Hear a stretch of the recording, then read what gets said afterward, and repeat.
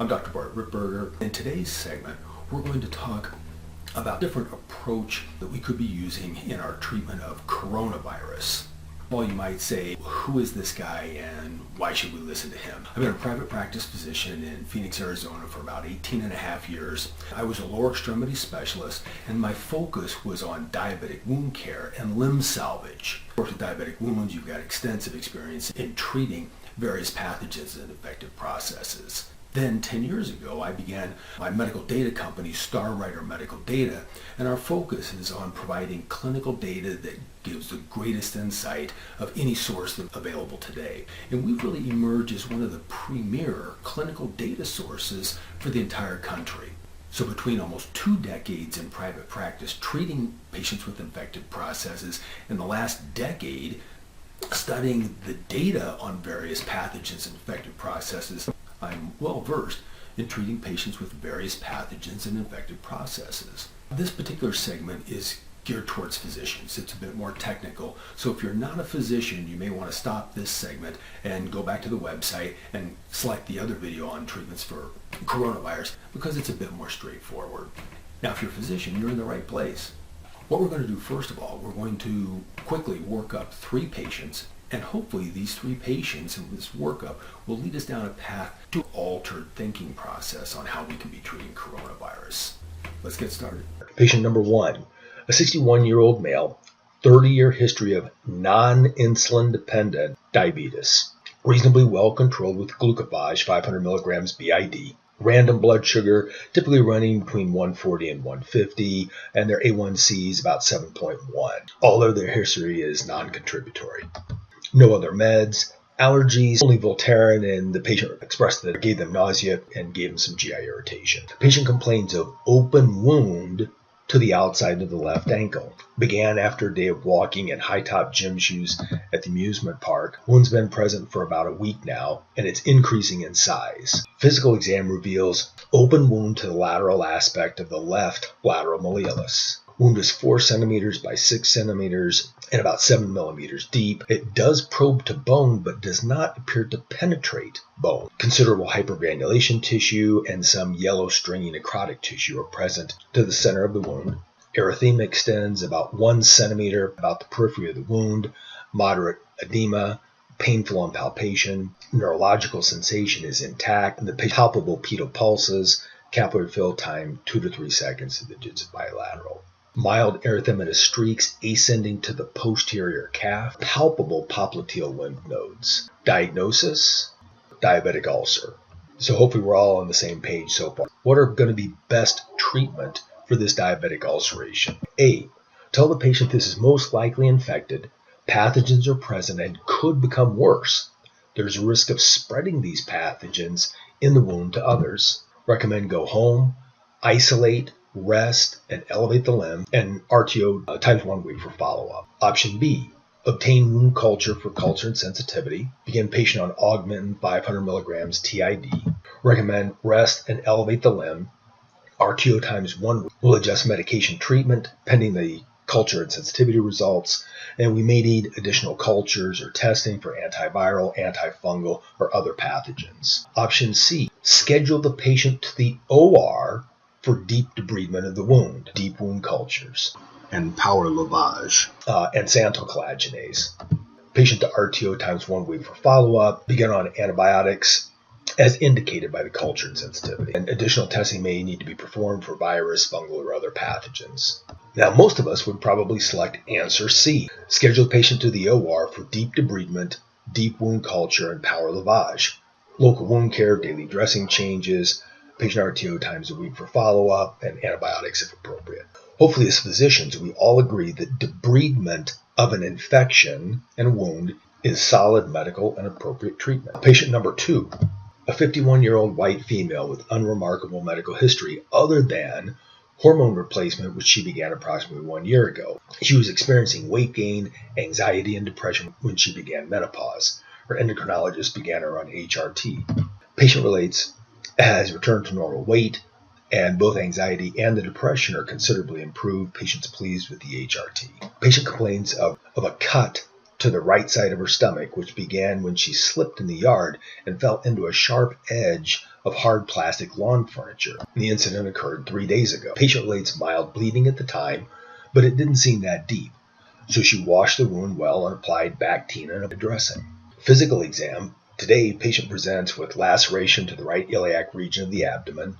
Laceration is well localized, 3 centimeters in length, ½ centimeter width. Deep probing reveals wound is through the abdominal musculature, but does not appear to involve any organs or deeper structures. There's considerable erythema and edema localized about the periphery of the site, and considerable purulent drainage exuding on palpation and expression of the wound site. Area is painful on palpation, but it's localized, does not extend to the rest of the abdomen. There's no guarding or rebound. Diagnosis: abdominal abscess. Hopefully we're all on the same page with that. Treatment options for the abdominal abscess. Tell the patient this wound is likely infected and could become worse, could pick up additional pathogens, and there's risk of spreading the pathogens in the wound to others. Recommend go home, isolate, rest, and RTO times 1 week for follow-up. Option B, obtain wound culture for culture and sensitivity. Begin patient on Cipro and metronidazole IV outpatient therapy. Recommend rest and minimal activity. RTO times 1 week. Will adjust antibiotics pending culture and sensitivity results.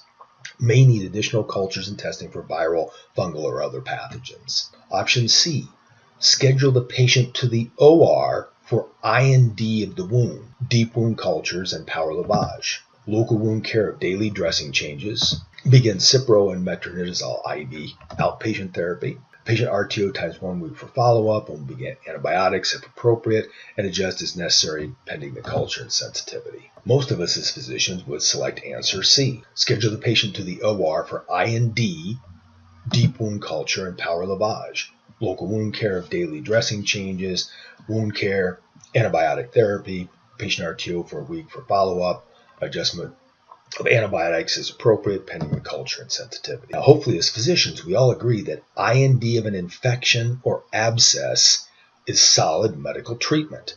Nothing fringe about this.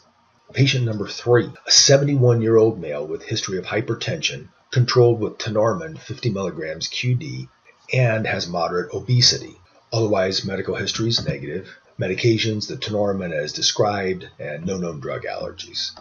Patient complains last 4 days of a dry cough, difficulty breathing, increased temperature and a fever, weakness, muscle aches, mild nausea, and diarrhea. Diagnosis: COVID-19, confirmed positive on testing.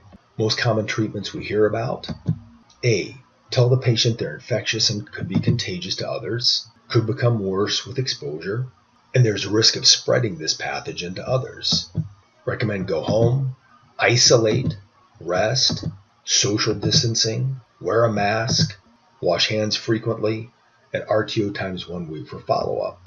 A critical question: what are the 2 things we're trying to accomplish with the commonly accepted best treatments of debridement and an IND? First, removal of necrotic tissue. So necrotic tissue prevents wound healing. Second, and key, reduction of pathogen load. As we are physically removing material from a wound site, we're also offloading numbers of pathogens.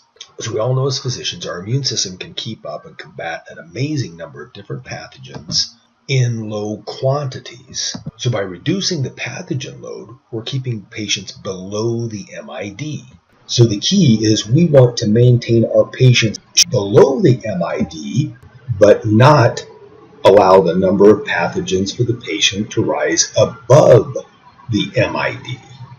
How can we use this concept to stack the odds in our favor?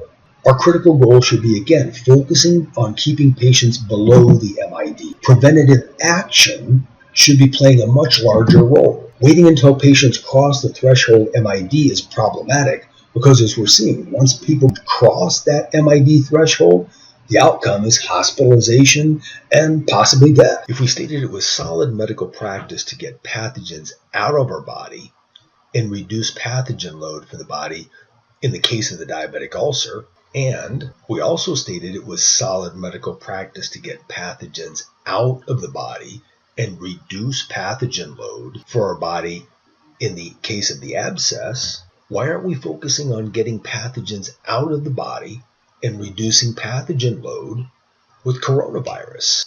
Yet for coronavirus, medical treatment recommendations we're most commonly hearing are for patients to go home, isolate, and just sit, with no mention of any treatment to try to reduce the pathogen load to our airway.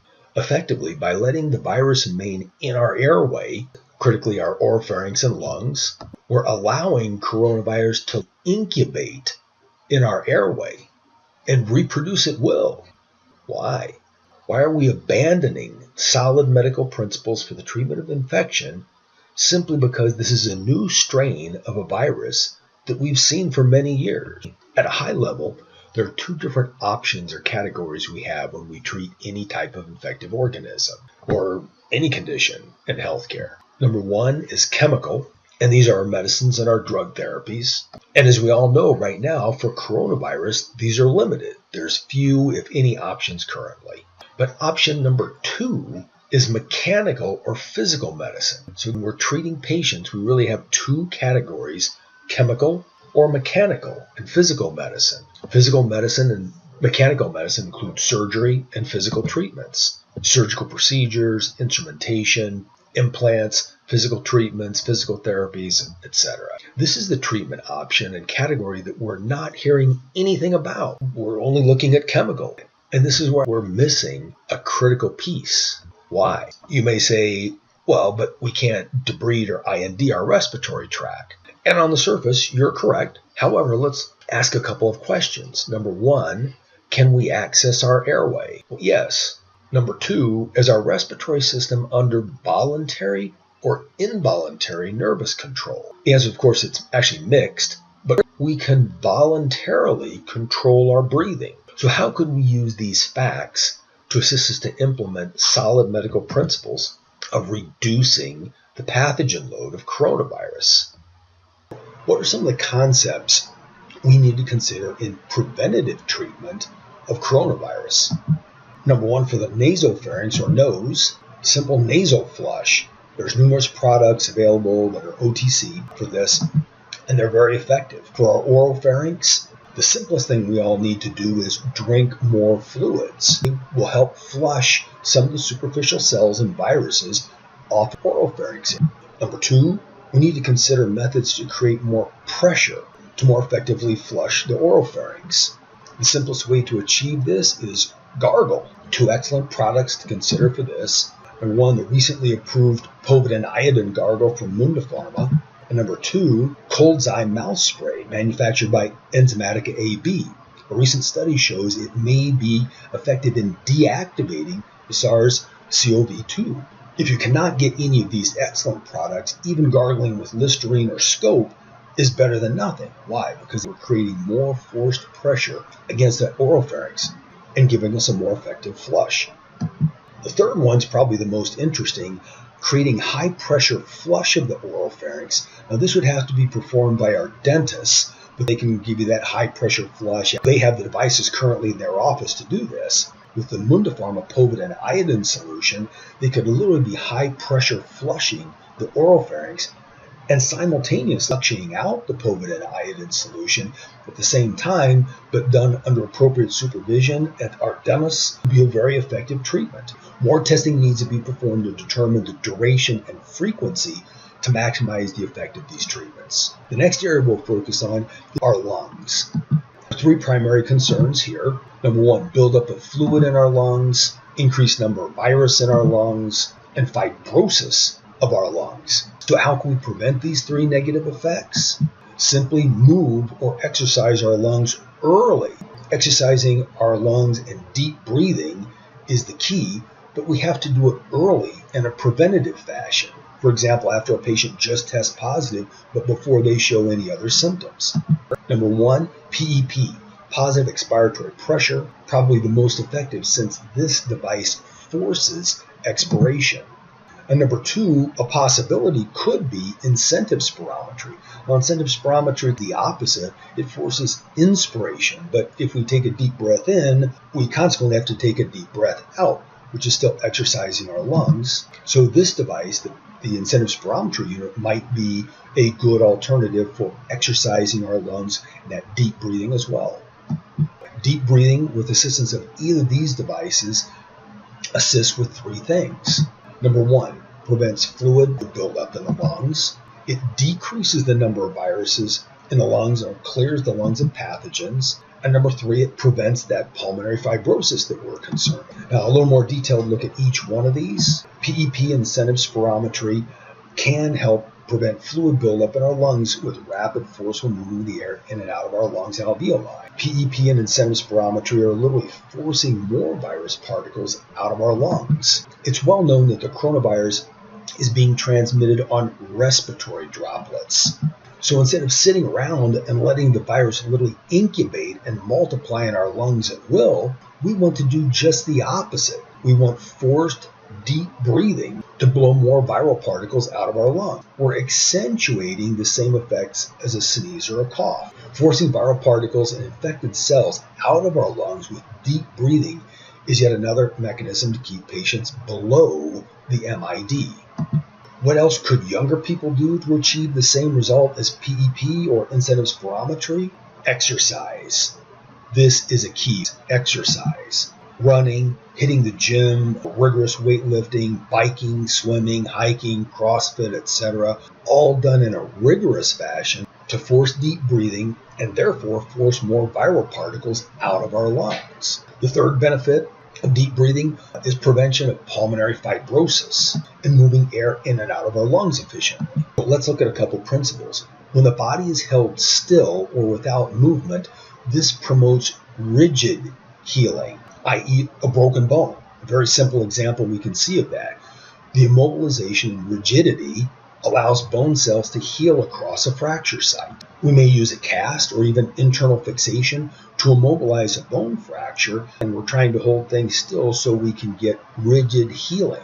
Pulmonary fibrosis, or that rigidity in our lungs, is problematic. We want to do just the opposite. So instead of immobility, we want lots of movement, forced deep breathing from exercise in people who can, or from PEP or incentive spirometry for people who cannot tolerate exercise. Now, the links below are YouTube videos that demonstrate PEP use, incentive spirometry use, and deep breathing during rigorous weight training and running to give you a better idea of what we're talking about. Can we remove viral particles and viral infected cells out of our lungs? Can we reduce the number of viral particles and infected cells below the MID? We're all aware that coronavirus is transmitted on respiratory droplets.